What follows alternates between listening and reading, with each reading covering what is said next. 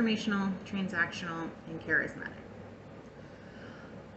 A leader that has the ability to really unite and bring change to both followers and an organization. So the people that are working in the organization and the organization as a whole.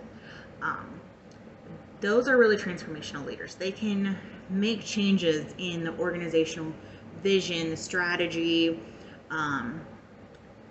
at the same time that, they're promoting innovation. So where their strategy includes making new headway in technology and products, they are able to implement that into the vision and strategy and get the organization to change as well as the followers to change. So the biggest difference, and probably the most clear way to demonstrate that, is comparing it to, or contrasting it really, to transactional leadership. So in transactional leadership, it's very much an exchange. So a transactional leader is going to say, hey, work X amount of overtime hours and we're going to pay you this much more.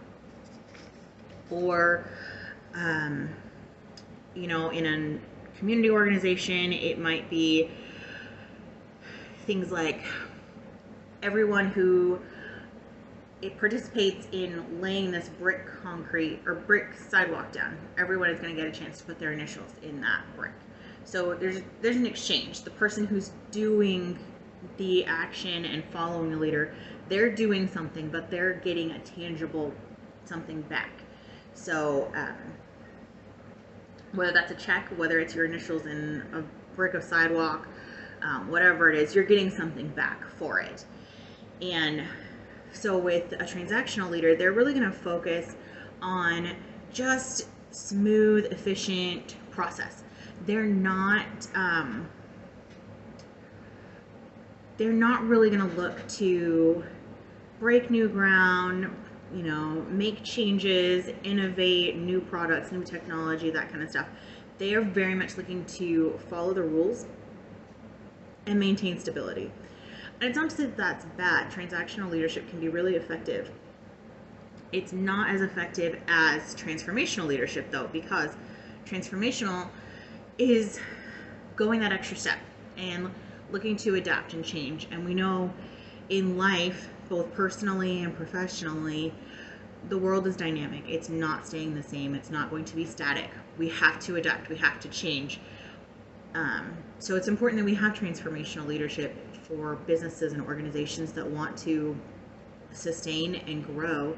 They need that. And, sometimes it can be a matter of needing, you need both. Definitely people in an organization need to feel that stability and following the rules.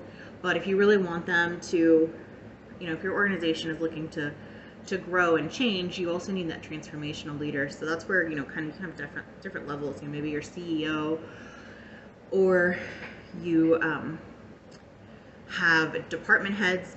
Those are your transformational leaders, whereas your team leaders, working with 10 to 15 people, they're more transactional.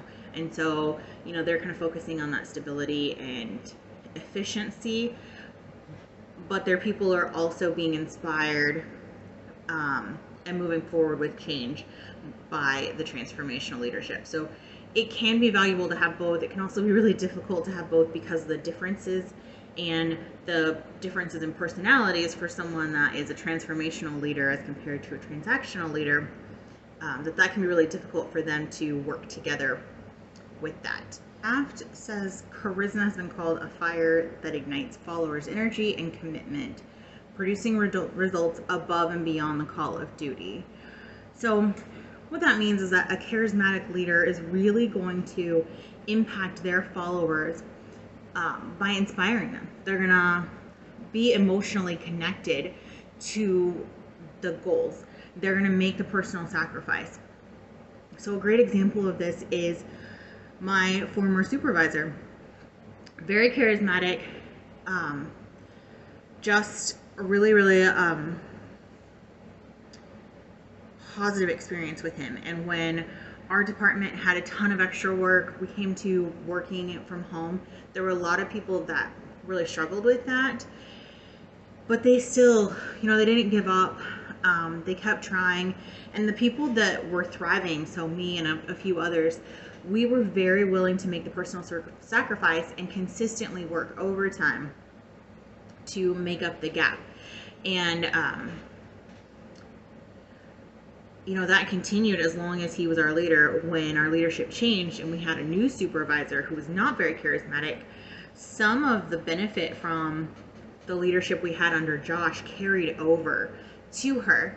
But as time went by and she was not charismatic, we became unwilling to sacrifice our personal time. And part of it also had to do with the fact that it just had been going on so long and it wasn't sustainable.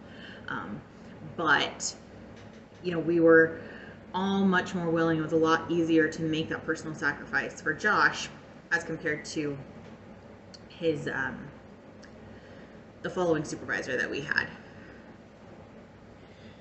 Now, charismatic leaders can really be sort of blurred together. It seems almost, there's some similarities there with transformational leaders, because we talk about transformational leaders are leading organizations into innovation and product changes and that kind of thing. And so then we talk about a charismatic leader and they're inspiring. Well, a lot of times someone who is transformational, they are going to lead the organization and followers through changes, new products, technology, all this kind of stuff. And in some cases, they are very charismatic. We saw that with Ford with Carroll Shelby. Carroll Shelby was very transformational and charismatic. You can be a charismatic leader and not be transformational. You can also be transformational and not be charismatic. They're just not mutually exclusive. So it depends on who the person is. In some cases, they may be transformational. They may lead the organization through these changes. And, the followers are on board, but they're not personally inspired. They're not personally committed and excited about what's going on. In other cases, a charismatic leader who's not transformational would be someone who's really inspiring and has people are excited to do what they are suggesting and trying to to follow them down the path that they're going. However, they're just not successful, and they don't actually ever make the goal or make progress. So that's where you can have a charismatic leader that's not transformational. So a charismatic leader can be great and not be effective at all.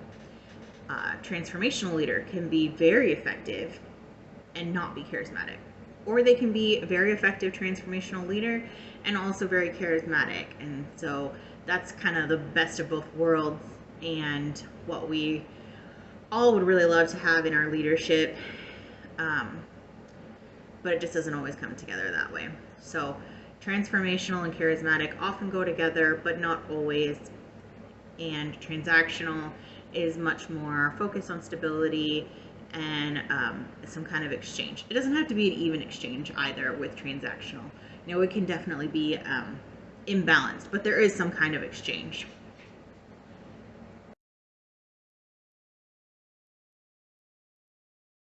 Strategic vision and strategic action. We know that both are needed for a leader to be effective. For me personally, I'm definitely naturally have a better ability and am more comfortable with strategic vision. It's really exciting and interesting to me to think through scenarios, look at the whole picture, think through possible ways different things can go.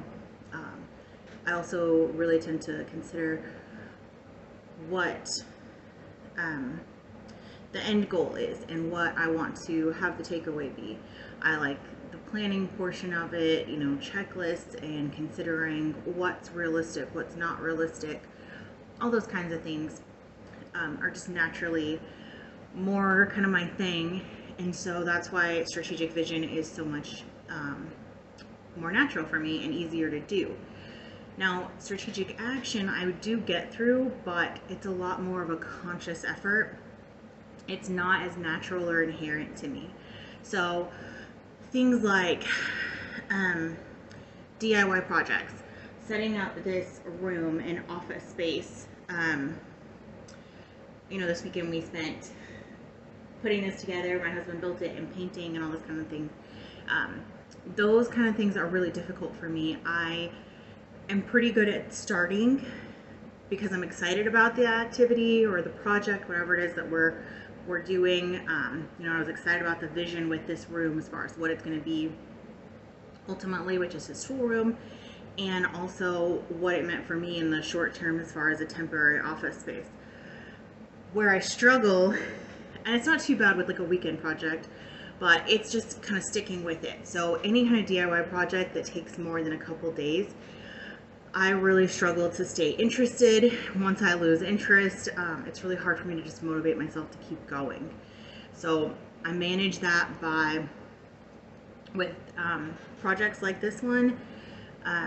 This one was a quick, so it's kind of a bad example, but if it's a longer project, my husband and I know that about myself, and so we'll communicate like what our plan is and what he's going to do, and I will ask him like, okay, do you need me for this? Do you need my help getting lumber from Lowe's? Do you need my help putting the plywood up? And where I can help, I do, but where maybe I'm not, I don't have a huge contribution, I will use those times to do another task, which is kind of a break for me. So maybe that's running to Lowe's, getting more supplies that he needs. Maybe that's running and getting food. There can be lots of different things that I will do, and I see it as a break, and it feels like a break to me, and it's a great mental break. And but it's still working forward and moving towards the end goal. So that's kind of how I manage that.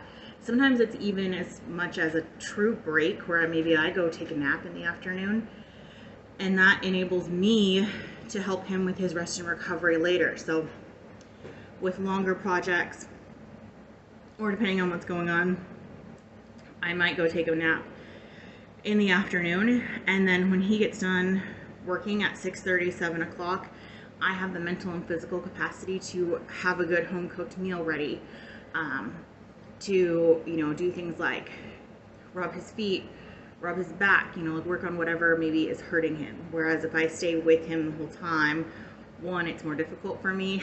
I struggle, I don't contribute as much, and I just don't have that capacity later. So we just kind of manage that. I do also in mental projects as well. So things like school, my master's program, I started in August on the accelerated program, and I think by mid-late September I was already kind of struggling with, why am I doing this? This is going to take forever. It's just too much, and really looking at how much I have left to go and not how much I've accomplished or how capable I am. And so in those scenarios, it's not a tag team effort where I can tag out and let my husband work for a while and then tag myself back in. It's all me. But I can communicate that and where my frustrations are as I'm making my actions, and get support from my husband, from close friends. A great example, when I was in my bachelor's program, I was working full-time and taking classes full-time. By the last semester, I was really, really wiped out, and talked to one of my best friends across the country, and I just was really, really worn out and very negative, and so much that I was being a little bit dramatic in talking about, maybe I should just drop my second major, because I double majored, and I was having a lot of difficulty with one of the professors, and I said maybe I should just drop my marketing major, and I don't even know if I want to finish this, and I was literally like 5 weeks away. And she said, Carol, you need to just knock this off and get it done. You can do this. Just stop telling yourself that you can't, or even questioning that you can't. Just stop that and just get it done. And so things like that are just really great. It can't come from just anyone. If someone else had said that, I probably would have really had my feelings hurt, or would have been really disregarding. But because of who she is and our relationship and what she, knows about me and my history, she'll do that. And when I started my master's program, I had that conversation again and reminded her, like, hey, this was really, really helpful when I was in my bachelor's program. It's very likely I will get that point with my master's. And I'm really grateful that I can call on you and have that feedback if I need it. So those are things like I do to kind of overcome it, and understanding the why has been really helpful for figuring out what I can do to get past those and be an effective leader so that I do get things done.